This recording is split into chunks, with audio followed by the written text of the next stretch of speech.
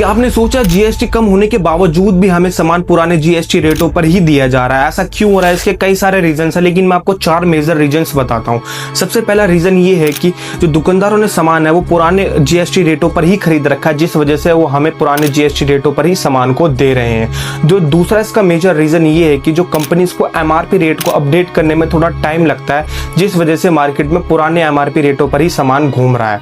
और जो इसकी तीसरी वजह ये है कि गवर्नमेंट ने इस चीज पर प्रॉपर फोकस कर नहीं रखा, जिस वजह से ये सारी चीजें हो रही है। और जो इसका चौथा और सबसे मेजर रीजन ये है कि आगे से कम रेटों पर सामान आने के बावजूद भी दुकानदार अपने लालच की वजह से, ज्यादा मार्जिन की वजह से दुकानदार कस्टमर्स को पुराने रेटों पर ही दे रहा है।